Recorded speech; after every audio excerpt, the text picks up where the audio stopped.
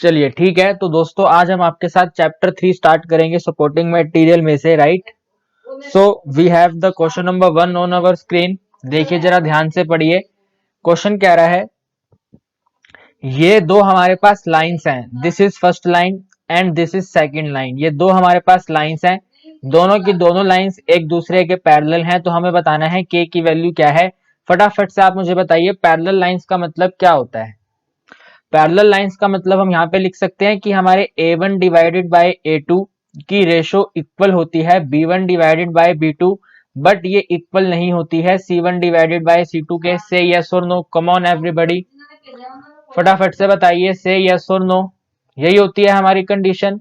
Very good. तो हम इस फर्स्ट इक्वेशन में से फाइंड कर लेते हैं, यहाँ पर लिख देते हैं a1 की वैल्यू 3 है, हमारे b1 की वैल्यू, यहाँ से b1 निकलेगा, सो b1 की वैल्यू 2k है और हमारे c1 की वैल्यू जस्ट 2 है। बताइए सही है यहाँ तक अनमोल जी। चलिए सेकंड इक्वेशन में से, यानी कि इस वाली इक्वेशन में से हम यहाँ पे नोट कर देते हैं, हमारे a2 की वैल्यू 2 है, हमारे b2 की वैल्यू 5 है और हमारे c2 की वैल्यू 1 है। एकदम क्रिस्टल क्लियर है आप सबको यहाँ तक। इसके बाद हम यहाँ पे अब इसको इस इक्वेशन में पुट करेंगे, इस कंडीशन में पुट करेंगे, तो बनेगा 3 divided by 2 is equal to 2k divided by 5 but is not equal to 2 divided by 1। अब हमें यहाँ पर इसमें से k की वैल्यू फाइंड करनी है, तो हम इन फर्स्ट टू केस को कंसीडर कर लेते हैं। तो हम यहाँ पर लिखेंगे 3 डिवाइडेड बाय 2 की वैल्यू इक्वल रहेगी हमेशा 2k डिवाइडेड बाय 5k। अगर हमें k की वैल्यू फाइंड करनी है तो हम लिखेंगे k इज इक्वल टू, देखो 5 3 से मल्टीप्लाई होकर 15 बन जाएगा और 2 इस 2 से मल्टीप्लाई होके 4 बन जाएगा। तो क्या आप सबका आंसर यही आ रहा है जो मैंने फाइंड करा है 15/4? कम ऑन एवरीबॉडी, फटाफट से आप सबका आंसर आना चाहिए मेरे साथ। ओके, एकदम क्लियर है, आपका आंसर यही आ रहा है, right. k is equal to 15/4। Very good है, वेरी गुड, बहुत बढ़िया। चलिए सेकंड क्वेश्चन देखिए। सेकंड क्वेश्चन में हमें a और b की वैल्यू बतानी है और क्वेश्चन कह रहा है कि अगर आप x इक्वल टू a और y इक्वल टू b को इस वाली इक्वेशन और इस वाली इक्वेशन में सब्स्टिट्यूट करोगे ना तो बात एक ही है। Very good Ayush. तो अगर मैं a और b को यहाँ पे सब्स्टिट्यूट करूंगा, मेरे पास बन जाएगा a minus b is equal to 2 और यहाँ पर बन जाएगा a plus b is equal to 4। क्या आप सबको ये बात समझ आती है? ये इक्वेशन नंबर 1 है और ये इक्वेशन नंबर 2 है। बताइए। हैकर आप वीडियो को रिवाइंड करके देखिएगा, अभी आप इस सेकंड क्वेश्चन से ज्वाइन हुए हैं तो क्वेश्चन नंबर 2 को समझें, ठीक है। हमने x और y की जगह पर a और b की वैल्यू सब्स्टिट्यूट कर दी। अब हम इसके अंदर यूज करेंगे elimination method. So a minus b is equal to 2 and a plus b is equal to 4। b और b कैंसिल हुआ, हमारे पास आ गया 2a इज इक्वल टू 6। आप लिख सकते हैं a इज इक्वल टू 3। बताइए हैकर जी, आपको यहाँ तक कोई डाउट है? ये वाला क्वेश्चन आपको समझ आ गया है ना? एकदम आसान है, एकदम सिंपल है। ओके, चलिए इसके बाद हम यहाँ पे इसको फर्स्ट इक्वेशन में पुट करेंगे। So put a is equal to 3 in equation number 1 या फिर इक्वेशन नंबर 2, जिसमें भी हम पुट करना चाहें तो हम इक्वेशन नंबर 1 में पुट कर देते हैं। इक्वेशन नंबर 1 है a minus b is equal to 2, a की जगह पर 3 आएगा, minus b is equal to 2। यहाँ पर आप अच्छी तरह से लिख सकते हैं कि b की वैल्यू बन जाएगी 1। क्या आप सबका आंसर यही आ रहा है? बताइए। आपके चैट्स अगर हम थोड़े बहुत देखें तो क्या चैटिंग चल रही है बच्चे लोगों की?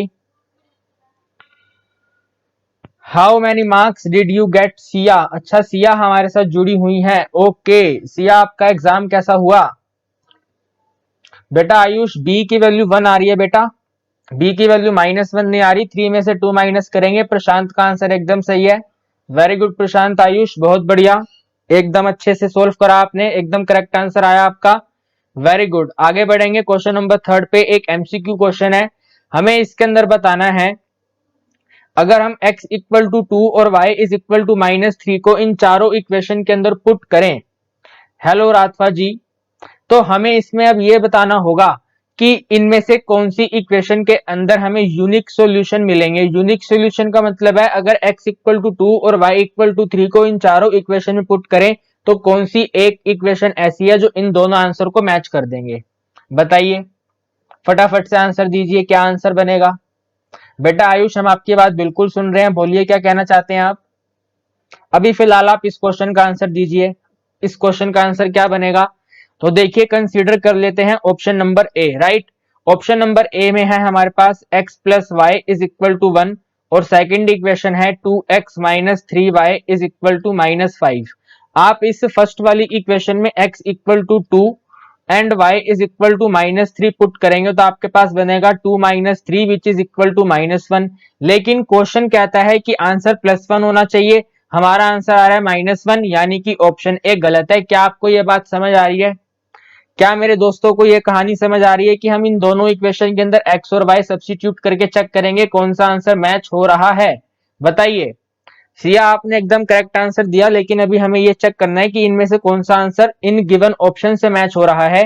इसके बाद अब हम चेक करेंगे ऑप्शन नंबर बी। तो ऑप्शन नंबर बी है अपने पास 2x plus 5y is equal to -11 और सेकंड इक्वेशन है 2x minus 3y is equal to -22।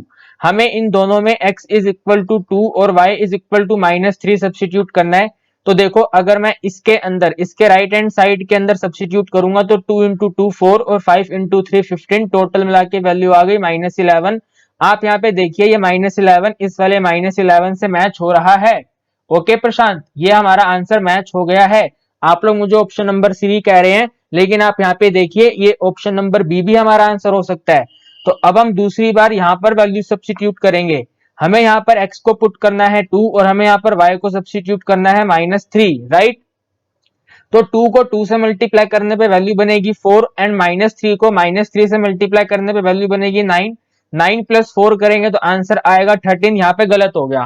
देखो यहाँ पे है अपने पास माइनस का 22, यहाँ पे है 13, तो -22 और 13 सेम नहीं होते। इसका मतलब हम कह सकते हैं कि ऑप्शन बी भी हमारा गलत है। क्या आपको ये बात समझ आ रही है? जो चीज मैं आपको समझाना चाहता हूं, क्या आप सब समझ पा रहे हैं? मुझे बताइए एक बार। हैकर, आप मेरी बात समझ पा रहे हैं? चलिए, वेरी गुड। अब हम चेक करेंगे आपके अकॉर्डिंग ऑप्शन नंबर सी को। तो ऑप्शन नंबर सी की फर्स्ट इक्वेशन है अपने पास 2x प्लस में 5y इज इक्वल टू -11। मैं यहाँ पर लिख देता हूं इसके ऊपर राइट, क्योंकि ये तो सेटिस्फाई कर रहा है।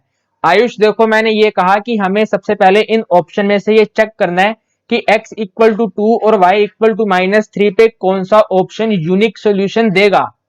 ठीक है, इसका मतलब है कि हमें इसके अंदर इन दोनों वैल्यूज को पुट करके चेक करना है कि दोनों इक्वेशन सेटिस्फाई हो रही हैं या नहीं हो रही। ठीक है, तो इस वाले में तो ये वैल्यू पुट क्या कह सकते हैं, इस वाले में तो हमारा आंसर मैच हो रहा है। अब हम इसके अंदर चेक करते हैं सेकंड वाले को। सो वी हैव 4x प्लस में 10y इज इक्वल टू 22। अगर मैं यहाँ पर x की जगह पर 2 पुट करूंगा और y की जगह पर -3 पुट करूंगा तो मेरे पास ये आंसर बनेगा 2 इंटू 4। 4 इंटू 2 का मतलब है 8, माइनस y की जगह पे -3 पुट करेंगे तो बनेगा 30 और ये आएगा -22। ठीक है भाई, हमारा आंसर आ गया है -22 और आप यहाँ पे देख सकते हैं वैल्यू है +22। +22 और -22 इक्वल नहीं होता, तो मेरे बेटा ऑप्शन नंबर सी भी गलत है। जो आप लोग कह रहे हैं ऑप्शन नंबर सी, वो भी हमारा आंसर गलत है। क्या आप मेरी बात समझ पा रहे हैं या नहीं समझ पा रहे, मुझे बताइए एक बार। ठीक है, इसमें भी हमारा आंसर मैच नहीं हुआ, तो अब हम चेक करेंगे ऑप्शन नंबर डी में। चलिए फटाफट से ऑप्शन नंबर डी चेक करेंगे। तो ऑप्शन नंबर डी में अपने को दे रखा है 4x माइनस 4y माइनस 14। अगर मैं इसके अंदर x की जगह पर 2 पुट करूंगा तो मेरे पास यहाँ पे 2 रहेगा।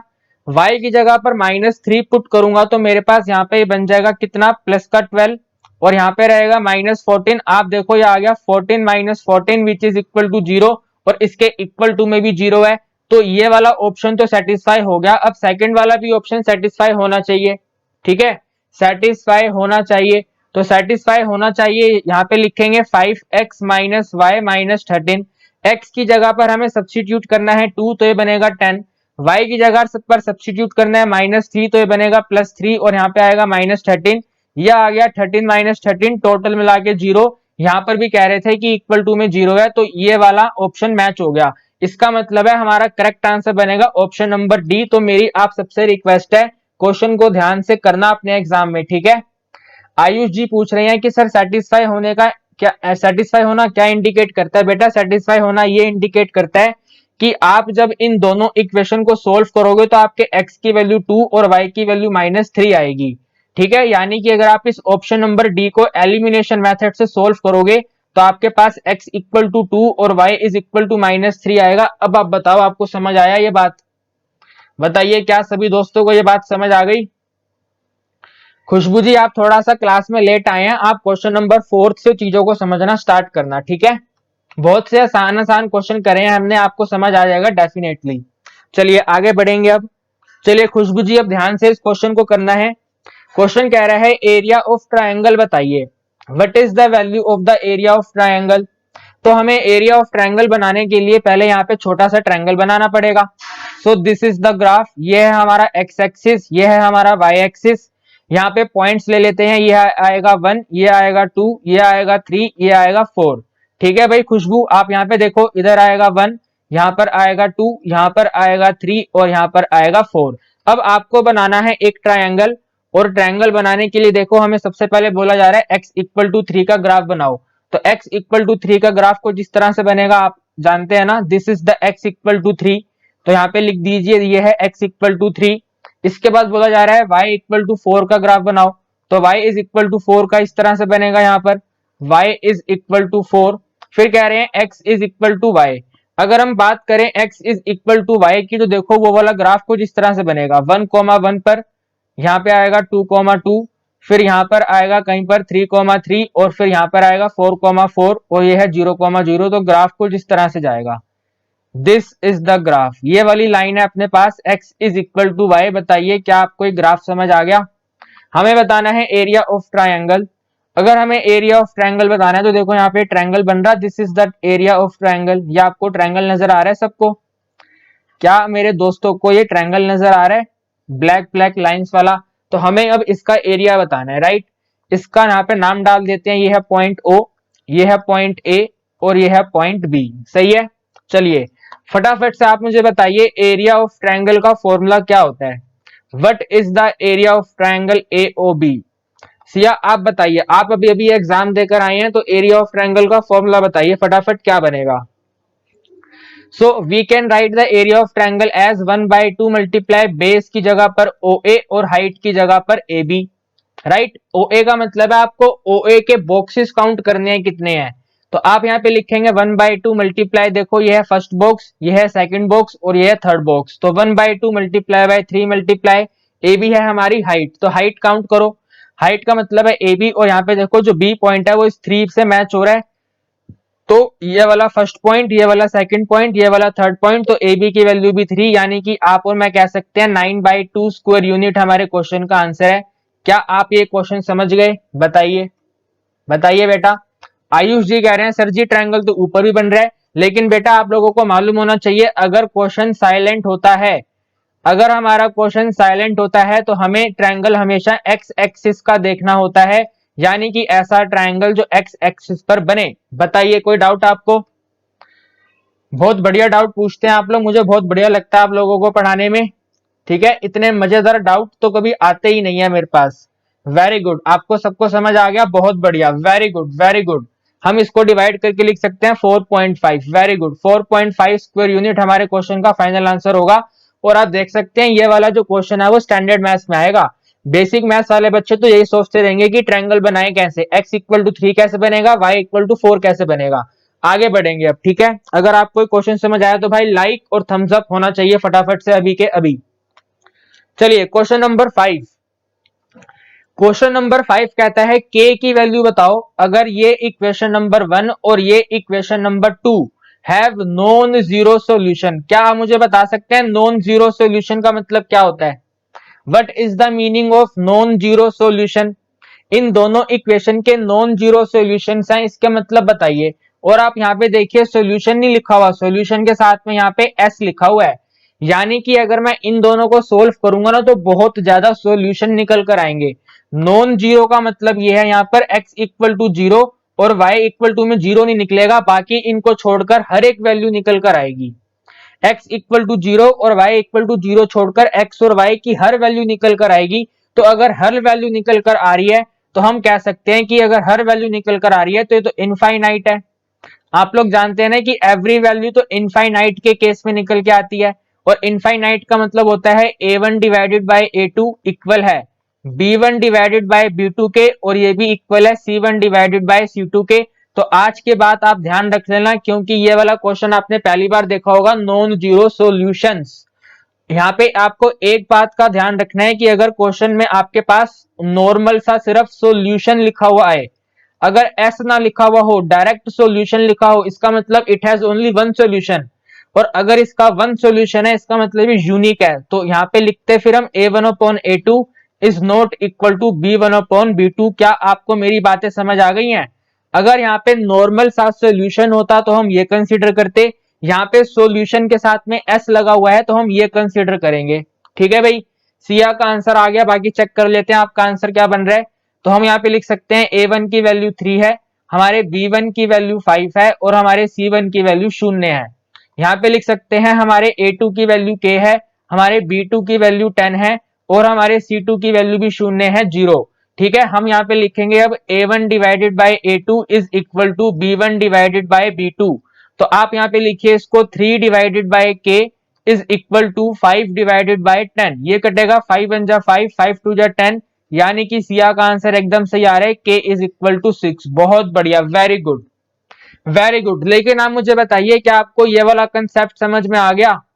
ये दोनों कंसेप्ट क्या आप सबको समझ में आए हैं? मुझे पहले इस बात का आंसर दो फटाफट, तभी मैं अगले क्वेश्चन पे बढ़ूंगा। आंसर एकदम 6 आ रहा है, बहुत बढ़िया। लेकिन अगर इसके अंदर सिर्फ और सिर्फ सॉल्यूशन लिखा हुआ होता तो हमारा यहाँ पे आंसर बनता k is not equal to 6, तब हमारा आंसर कुछ और होता। तो क्या आपको ये दोनों बातें समझ आ रही है? मुझे बताओ एक बार, है ना? चलिए, वेरी गुड, बहुत बढ़िया, बहुत बढ़िया, वेरी गुड वेरी गुड। चलिए क्वेश्चन नंबर 6, ये वाला क्वेश्चन मुझे आप बताएंगे। ये वाला क्वेश्चन मुझे आप बताएंगे कि अगर सिस्टम ऑफ इक्वेशन कंसिस्टेंट होती है, यानी कि उनका आंसर एग्जिस्ट करता है, तो लाइंस क्या रिप्रेजेंट करती हैं? बताओ बताओ बताओ भाई, बताओ बताओ, फटाफट बताओ, फटाफट से बताओ बेटा, बताइए बताइए। Option number A, option number B, option number C और ऑप्शन नंबर डी, फटाफट से बताएंगे। Very very good, option D is correct option. Option D हमारा करेक्ट ऑप्शन है। कंसिस्टेंट का मतलब होता है कि आपके आंसर निकल पा रहे हैं। तो आपके आंसर एक तो इंटरसेक्टिंग लाइंस के केस में निकलते हैं और आपके आंसर इनफाइनाइट मैनी यानी कि कोइंसिडेंट लाइन के केस में निकलते हैं। तो हमारा आंसर आएगा option number D. Very good, बहुत बढ़िया, बहुत ज्यादा बढ़िया। तो फिर उसका आंसर कैसे निकलेगा बेटा? उसका आंसर आएगा k is not equal to 6। k की वैल्यू 6 नहीं हो सकती, बाकी कुछ भी हो सकती है, राइट? चलिए क्वेश्चन नंबर 7 बताइए। एकदम लड्डू लेवल, एकदम बेसिक लेवल क्वेश्चन। आपको इसके अंदर बताना है y can be written in the form of x, का मतलब है आपको इसमें से y की वैल्यू फाइंड करनी है। You need to find the value of y। तो आप यहाँ पे फटाफट ऐसे लिख दो 3y is equal to 4 minus 2x and y is equal to 4 minus 2x divided by 3। तो हमारा यहाँ पे आंसर बन जाएगा 4 माइनस 2x डिवाइडेड बाई 3। क्या आपको ये बात समझ आ गई? मुझे बता दो फटाफट से, क्या आपको ये कहानी समझ आ गई? वेरी गुड उत्कर्ष, बहुत बढ़िया। क्वेश्चन नंबर 8 का आंसर दो भाई। क्वेश्चन नंबर 8 का आंसर एकदम बढ़िया तरीके से आना चाहिए। आपको बताना है y एक्सिस पे इसका कौन सा पॉइंट लाई करेगा। y एक्सिस के ऊपर कौन सा पॉइंट लाई करेगा, फटाफट से बताओ। y एक्सिस के ऊपर आप लोग जानते हैं ना कि x की वैल्यू 0 होती है। तो आप इस इक्वेशन के अंदर x को 0 सब्स्टिट्यूट कर दो, तो बनेगा a मल्टीप्लाई बाय 0 प्लस में by is equal to c, यानी कि y is equal to c upon b। हमें बताना है पॉइंट क्या होगा। तो y एक्सिस के ऊपर x की वैल्यू 0 है और y का पॉइंट है c अपॉन b। तो फटाफट बताओ ये कौन से ऑप्शन में है? ये कौन से ऑप्शन में है? तो ये ऑप्शन नंबर ए में है। तो हमारा आंसर आएगा ऑप्शन नंबर ए। क्या आप सबका आंसर यही आ रहा है? वेरी गुड, बहुत ज्यादा बढ़िया। अगर आप इस तरह के क्वेश्चन सोल्व कर पा रहे हैं तो मेरी मानो आपके 80 में से 80 नंबर आने में कोई नहीं रोक सकता, है ना भाई? आयुष जी का एक डाउट है। आयुष जी पूछ रहे हैं सर जी माइनस ए माइनस बी को कैसे सोल्व करेंगे? तो बेटा माइनस ए माइनस बी के होली स्क्वायर को हम ए प्लस बी का होली स्क्वायर लिखते हैं। तो इसकी वैल्यू बन जाएगी ए स्क्वायर प्लस में बी स्क्वायर प्लस में 2ab। ओके माय फ्रेंड, आगे बढ़ेंगे अब। यार आयुष भाई, मेरे को आपसे ये उम्मीद नहीं है कि आप समझ नहीं पा रहे। हमने इसके अंदर x को 0 पुट करा, हमारा आंसर आ गया। क्वेश्चन नंबर 9 करेंगे फटाफट से, एकदम तेजी में। क्वेश्चन नंबर 9 कह रहा है अगर ये अपने पास फर्स्ट इक्वेशन है और ये अपने पास सेकंड इक्वेशन है और इनके यूनिक सॉल्यूशन है, क्वेश्चन खत्म हो गया। यूनिक सॉल्यूशन के अंदर हम कैसे लिखते हैं मुझे बताइए, बताइए बताइए। यूनिक सॉल्यूशन के केस में हम कैसे लिखते हैं? यूनिक सॉल्यूशन के केस में a1 अपॉन में a2 इज नॉट इक्वल होता है b1 अपॉन b2 के। तो आप यहाँ पे वैल्यू पुट कर दो, a1 की जगह पर a आएगा और a2 की जगह पर अपॉन में l आएगा, b1 की जगह पर अपने पास b आएगा और b2 की जगह पर अपने पास m आएगा। इसको क्रॉस मल्टीप्लाई कर दो तो बनेगा am is not equal to में bl। आपको ये कहां पर नजर आ रहा है मुझे बताओ, आप इसको कहां पे देख पा रहे हैं? ऑप्शन नंबर ए में देख पा रहे हैं, तो आंसर आ गया ऑप्शन नंबर ए। मुझे बताओ क्या आपने आज तक ऐसे क्वेश्चन करे हैं? एकदम सही से आंसर देना, जनवन बताना, क्या आपने इस तरह के क्वेश्चन करे हैं आज तक? आप सबका आंसर एकदम सही है, लेकिन जो मैं पूछ रहा हूं मुझे वो बताओ, बताओ फटाफट से बताओ। नमस्ते रक्षित जी, वीडियो को शेयर कर दीजिए। तो बेटा इसी तरह के क्वेश्चन पेपर में आते हैं। हमारी क्लासेस 9:30 बजे होती हैं, तो 9:30 बजे आप टाइम पे पढ़ने आ जाया करो, ठीक है। चलिए आगे बढ़ेंगे, नेक्स्ट क्वेश्चन करेंगे, क्वेश्चन नंबर 10। बहुत ही बेसिक क्वेश्चन, बहुत ही ज्यादा बेसिक क्वेश्चन। क्वेश्चन कहता है कि अगर एंगल सी की value 3 times of angle B है और अगर एंगल सी की value 2 times of angle A plus B है, ये क्या है? इसमें मुझे मिस्टेक लग रहा है। एंगल सी की वैल्यू 3 टाइम्स ऑफ बी है और एंगल सी की value 2 times of angle A B है। बेटा इसके अंदर मिस्टेक है, ये वाला क्वेश्चन अभी के लिए हम स्किप कर देंगे, है ना, क्योंकि यहाँ पर भी एंगल सी है और यहाँ पर भी एंगल सी है, ऐसा नहीं हो सकता, इसमें कुछ मिस्टेक है, हम इसको बाद में देखेंगे, ठीक है। अभी करेंगे क्वेश्चन नंबर 11। क्वेश्चन नंबर 11 करेंगे। क्वेश्चन नंबर 11 कहता है कि अगर आप x को 3m-1 और y को 4 सब्स्टिट्यूट करो तो बताओ m क्या है? तो भाई यहाँ पे पुट कर दो, इसके अंदर x की जगह पर वैल्यू पुट करेंगे बनेगा 3m-1, y की जगह पे करेंगे पुट 4, ये बन जाएगा इक्वल टू 6। हम लिख सकते हैं 3m, देखो +4 और -1 करेंगे तो आएगा अपने पास +3 which is equal to 6। We can write इसको 3m इज इक्वल टू 3, यानी कि m इज इक्वल टू 1। बताओ आपका आंसर सही आ रहा है? से यस और नो? वेरी गुड, बहुत ज्यादा बढ़िया, वेरी गुड, एकदम सबका आंसर सही आ रहा है, m is equal to 1, very good. Question number 12 करेंगे। क्वेश्चन नंबर 12 करेंगे। आयुष तुम्हारा डाउट यहाँ पे सोल्व हो जाएगा। इसके अंदर भी हमें y एक्सिस का इंटरसेक्शन पॉइंट बताना है। तो आयुष जरा तुम ये देखो, अगर हम इसको ग्राफ बनाएंगे ना, मान लो अपने पास एक इक्वेशन है ax प्लस में by प्लस में c इज इक्वल टू 0। तो इस इक्वेशन का ग्राफ हमेशा इस तरह से आता है। तो उस वाले क्वेश्चन के अंदर बोल रहा था कि ये वाला इंटरसेक्शन पॉइंट कौन सा है, तो इस वाले इंटरसेक्शन पॉइंट में x की वैल्यू 0 रहेगी और y की वैल्यू k रहेगी। मान लेते हैं y की वैल्यू k है, तो हमने यहाँ पर k की वैल्यू फाइंड करी, उस वाले क्वेश्चन के अकॉर्डिंग आंसर आ गया था। अब इस वाले क्वेश्चन में भी यही करेंगे, सेम टू सेम। इस वाली इक्वेशन के अंदर हम x को 0 सब्स्टिट्यूट करेंगे, तो ये बनेगा अपने पास -2y is equal to 6, it means y is equal to -3। तो आपका जो पॉइंट बनेगा वो बनेगा 0, -3। आयुष क्या आपको अब दिक्कत है कोई क्वेश्चन में? बताओ आयुष, क्या आपको दिक्कत है अब कोई भी? एकदम सिंपल है ना। क्वेश्चन नंबर 12 का हमारा आंसर आ गया 0, -3। ओके आगे बढ़ेंगे, देखो आगे बढ़ेंगे, क्वेश्चन नंबर 13 करेंगे।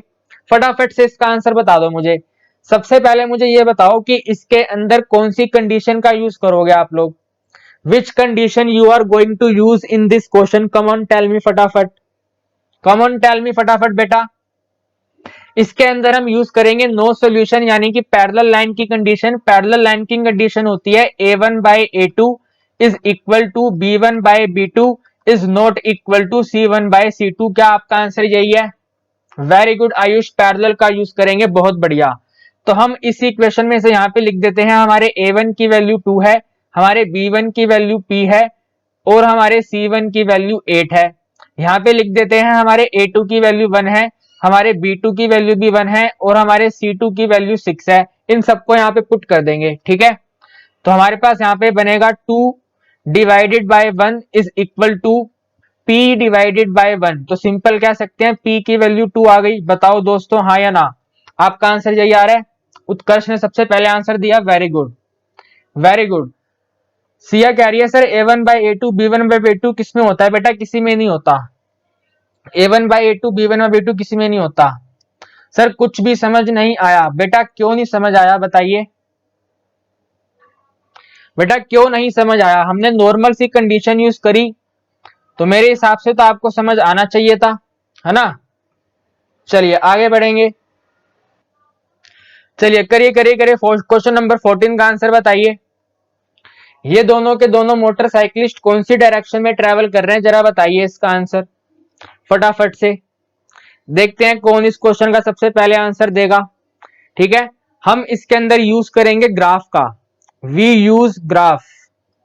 ठीक है भाई, x minus Y is equal to 2। So हमने लिखा यहाँ पे x minus Y is equal to 2। अगर मैं इसका यहाँ पे ग्राफ प्लॉट करना चाहूं तो इसका ग्राफ कुछ इस तरह से बनेगा। यहाँ पे x और y, x की वैल्यू 0 है तो y की वैल्यू -2 आएगी, अगर y की वैल्यू 0 है तो x की वैल्यू 2 आएगी। तो पहला पॉइंट है 0, -2, 0, -2 यानी कि यहाँ पर आएगा कहीं पे बेस पर इस तरह से करके, और है 2, 0 तो 2, 0 यहाँ पर आएगा और इस तरह की लाइन बन जाएगी ऐसे करके। ठीक है भाई, ये एक लाइन आ गई। एक है अपने पास x minus Y is equal to 4। अगर मैं इसको प्लॉट करूंगा मेरे दोस्त तो यहाँ पे लिखेंगे x और y। अगर मैं x को 0 करूंगा तो y -4 बनेगा, और अगर मैं y को 0 करूंगा तो x 4 बनेगा। तो इसका ग्राफ इसके भी नीचे जाकर बनेगा। मान लेते हैं ये वाला पॉइंट है और एक ये वाला पॉइंट है, तो ये इस तरह से बनेगा। तो आप मुझे बताओ दोनों के दोनों कैसे ट्रेवल कर रहे हैं। क्या कह सकते हैं हम दोनों के दोनों पैरेलल कंडीशन में ट्रेवल कर रहे हैं? दोनों के दोनों एक दूसरे के पैरेलल लाइंस में ट्रेवल कर रहे हैं, बताइए। Parallel is the answer, very good. Siya ने सबसे पहले आंसर दे दिया। ये दोनों के दोनों पैरेलल कर रहे हैं, क्या कह रहा हूं मैं अभी, ये दोनों के दोनों पैरेलल लाइंस में ट्रेवल कर रहे हैं, ये इसका आंसर बनेगा। ठीक है, इस तरह से आपको अपने पेपर में लिखना पड़ेगा, they are moving in parallel direction. Okay, चलिए आगे बढ़ेंगे। अब क्वेश्चन नंबर 15 करेंगे। देखिए क्वेश्चन नंबर 15 के अंदर लिखा हुआ है यूनिक सॉल्यूशन। यूनिक सॉल्यूशन का सिंपल सा केस रहता है a1 divided by a2 is not equal to b1 divided by b2। Very very simple Prashant. तो यहाँ पे फाइंड कर लो a1 की वैल्यू है 3, यहाँ पे फाइंड कर लो b1 की वैल्यू है 2, और यहाँ पे फाइंड करो c1 की वैल्यू है -5। वैसे तो यहाँ पे c1 की जरूरत है नहीं, तो c1 को इरेज कर देते हैं। फिर इस सेकंड इक्वेशन में से फाइंड कर लो a2 की वैल्यू। तो you can write a2 equal to 1 and you can write b2 equal to -k। इन सबको यहाँ पे पुट कर दो तो आपके पास ये बनेगा 3 divided by 1 is not equal to 2 divided by -k। इनको आप जब क्रॉस मल्टीप्लाई करोगे तो आंसर आएगा k is not equal to -2/3। क्या आप सबका आंसर यही आ रहा है, बताओ। इसका भी आंसर सबसे पहले सिया ने दिया, वेरी गुड, बहुत बढ़िया, एकदम करेक्ट आंसर है, k is not equal to -2/3, right. Next question number 16, फटाफट से इसका आंसर दे दो, फटाफट से इसका आंसर दे दो, बताओ। वेरी गुड सुंदर राम, फटाफट से आप इस क्वेश्चन नंबर 16 का आंसर दो। चलिए उत्कर्ष फटाफट से आंसर बताइए। आपको y की वैल्यूज को x की टर्म्स में लिखना है। फटाफट से यहाँ पर आप y की वैल्यू फाइंड कर लो, क्या बनेगी, what is the value of y। तो देखो हम यहाँ पे लिख सकते हैं 3x minus 10 is equal to 7y, है ना भाई। माइनस का 7y यहाँ पे आएगा पॉजिटिव होगा, और प्लस का 10 यहाँ पे आएगा नेगेटिव होगा। तो आप लिख सकते हैं y is equal to 3x minus 10 divided by 7। Utkarsh ने सबसे पहले आंसर दे दिया है 3x माइनस 10 अपॉन में, नहीं बेटा, आई थिंक, हाँ बेटा उत्कर्ष आपने थोड़ा सा मिस्टेक कर दिया। रोहित जी का आंसर एकदम सही है, वेरी गुड रोहित, बहुत ज्यादा बढ़िया। उत्कर्ष का आंसर गलत है, रोहित का आंसर एकदम सही है। राहुल जी कह रहे हैं कि इनका इंटरनेट नहीं चल रहा, तो राहुल जी वो आपको देखना पड़ेगा, वो आपकी समस्या है, आपको करेक्ट करना पड़ेगा क्यों नहीं चल रहा, है ना। सुंदर राम जी आपने भी थोड़ा मिस्टेक कर दिया, आपने x का वैल्यू बता दिया, हमें y का वैल्यू बताना है, y का आंसर निकालना है। तो y का आंसर बनेगा 3x माइनस 10 अपॉन 7। ध्यान से करिए सोल्व, है ना। चलिए आगे बढ़ेंगे, क्वेश्चन नंबर 17। क्वेश्चन नंबर 17 कह रहा है इस इक्वेशन की हेल्प लेकर आप एक दूसरी लीनियर इक्वेशन लिखो जो ये रिप्रेजेंट करे कि ये कोइंसिडेंट लाइन है। तो कोइंसिडेंट लाइन के अंदर रेशो सब बराबर होता है। अगर सब रेशो बराबर होता है तो आप एक काम करो, इसको हर जगह मल्टीप्लाई कर दो 2 से। आप किसी भी नंबर से मल्टीप्लाई कर सकते हैं, सबसे छोटा नंबर 2 है तो हम 2 से मल्टीप्लाई करेंगे। तो 2 इंटू 2 बनेगा 4x, 2 इंटू 5 बनेगा 10y, और 4 इंटू 2 बनेगा 8। तो ये हमारे इस क्वेश्चन का आंसर है। आपकी मर्जी है, आप चाहे जिस मर्जी से मल्टीप्लाई करो, आपका आंसर आ जाएगा। ठीक है, हमने 2 से मल्टीप्लाई करा, 4x 10y 8 आ गया। ओके आगे बढ़ जाए, बताओ जरा। वेरी गुड, उत्कर्ष ने मल्टीप्लाई करा था और उत्कर्ष का आंसर एकदम सही है, बहुत बढ़िया। क्वेश्चन नंबर 18 फटाफट करेंगे। क्वेश्चन नंबर 18 कहता है चेक करके बताइए क्या ये लीनियर इक्वेशन दोनों की दोनों इंटरसेक्टिंग है या पैरेलल्स हैं? तो हमें इसके अंदर रेशो कंपेयर करनी है। अरे भाई रेशो कंपेयर करने के लिए पहले फाइंड करो यहाँ पे a1 कितना है, तो a1 1 है। यहाँ पे फाइंड करो b1 कितना है, तो b1 अपने पास यहाँ पर 2 है। यहाँ पे फाइंड करो अपने पास c1 कितना है, तो c1 अपने पास -4 है। ओके ओके भाई, चलिए सुंदरम जी आप यहाँ पे देखिए सेकंड इक्वेशन में यहाँ पे दोबारा नोट कर देता हूं, अपने पास है 2x प्लस में 4y माइनस 12 इक्वल टू 0। सो हम यहाँ पर लिखेंगे a2 इज इक्वल टू 2, यहाँ पे लिखेंगे b2 इज इक्वल टू 4, यहाँ पे लिखेंगे c2 इज इक्वल टू -12। यहाँ पे फाइंड करते हैं a1 बाय a2 क्या है, फटाफट बताओ a1 बाय a2 क्या है, फटाफट से बताओ a1 बाय a2 क्या है। तो a1 की वैल्यू 1 है, a2 की वैल्यू 2 है, तो 1 बाय 2। फिर मुझे बताओ b1 बाय b2 कितना है, what is the value of b1 by b2। तो b1 की वैल्यू 2 है, b2 की वैल्यू 4 है, कट करके लिख सकते हैं 1 बाय 2। फिर आप मुझे बताओ c1 बाय c2 कितना है, तो c1 की वैल्यू अपने पास -4 है और c2 की वैल्यू अपने पास -12 है। हम इसको लिख सकते हैं 1 डिवाइडेड बाय 3। तो ये 1 बाय 2 1 बाय 2 दोनों इक्वल हैं, लेकिन ये 1 बाय 3 के इक्वल नहीं है। तो ऐसा केस कौन सा होता है मुझे बताओ जरा, पैरेलल का होता है या कोइंसिडेंट का होता है, बताओ पैरेलल का होता है या कोइंसिडेंट का होता है, बताओ जरा। तो दिस इज कौन सा होता है, पैरेलल का होता है कोइंसिडेंट का होता है, पैरेलल का होता है ना। तो हमारा आंसर आ गया parallel lines, these are the parallel lines, a1 by a2 equal b1 by b2 but not equal c1 by c2। बेटा कोइंसिडेंट नहीं है, पैरेलल का है। हम यहाँ पे इसको ऐसे लिखेंगे ना, a1 बाय a2 इक्वल है b1 बाय b2 के, बट ये इक्वल नहीं है c1 डिवाइडेड बाय c2 के। तो ये पैरेलल का केस है, right. This is the parallel condition, सबका आंसर सही है, पी इज करेक्ट आंसर। चलिए क्वेश्चन नंबर 19, क्वेश्चन नंबर 19 फटाफट से क्वेश्चन नंबर 19 सॉल्व करेंगे सभी बच्चे। क्वेश्चन नंबर 19 में इस इक्वेशन से यहाँ पे लिख देंगे a1 की वैल्यू 3 है, यहाँ पे लिख देंगे b1 की वैल्यू 2k है और यहाँ पे लिख देंगे c1 की वैल्यू 2 है। इसी तरह हम यहाँ पे नोट करेंगे हमारे a2 की वैल्यू बनेगी 2, हमारे b2 की वैल्यू बनेगी 5। अब यहाँ पे दिक्कत है c2 को क्या लिखें बताओ जरा। तो c2 को नोट करने के लिए ना मुझे पहले इस इक्वेशन को चेंज करना पड़ेगा। जब मैं इसको चेंज करूंगा तो ये कुछ इस तरह से बन जाएगा 2x प्लस में 5y इज इक्वल टू -1।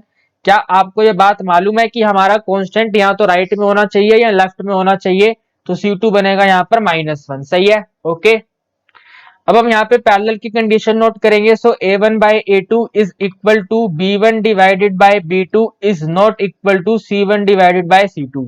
यहाँ पे लिखेंगे 3 divided by 2 is equal to 2k divided by 5 but not equal to 2 divided by -1। हम इन फर्स्ट 2 केस को कंसीडर करेंगे और वैल्यू फाइंड कर लेंगे। मेरे हिसाब से ये क्वेश्चन रिपीट हो गया है ना, ये वाला क्वेश्चन रिपीट हो गया। आंसर 15/4 पहले भी आया था ये वाला क्वेश्चन, तो आंसर आ गया इसका 15/4, सही है। ओके चलिए 20 क्वेश्चन फटाफट से करिए, फटाफट से बताइए। उत्कर्ष सबसे पहले आंसर देता है, बहुत ज्यादा बढ़िया उत्कर्ष, बहुत बढ़िया। इसका आंसर बताइए सुंदरम जी, इसका आंसर बताइए फटाफट। क्वेश्चन कहता है कि अगर आप x इक्वल टू 2 और y इज इक्वल टू 3 का ग्राफ ड्रॉ करोगे तो आपको किस टाइप की लाइंस मिलेंगी। तो यहाँ पे ग्राफ बना देते हैं, देखो छोटा सा तो ग्राफ बनाना है रफ में। ये है अपना x एक्सिस, ये है y एक्सिस, ये है 0.1, ये है 0.2, ये है 0.1, ये है 0.2, ये है 0.3। x इक्वल टू 2 का ग्राफ कुछ इस तरह से बनेगा, y इक्वल टू 3 का ग्राफ कुछ इस तरह से बनेगा। तो दोनों की दोनों लाइंस कैसी हैं, दोनों की दोनों लाइंस इंटरसेक्टिंग लाइंस हैं। क्या आप सबका आंसर यही आ रहा है, ये दोनों लाइंस कैसी लाइंस है, इंटरसेक्टिंग लाइंस है, ठीक है। और इंटरसेक्टिंग लाइंस में ये पॉइंट कौन सा है, व्हाट इज दिस पॉइंट। तो ये पॉइंट है अपने पास 2,3, x की वैल्यू 2 और y की वैल्यू 3। तो बताइए क्या आपको यहां तक की बातें समझ आ गई हैं।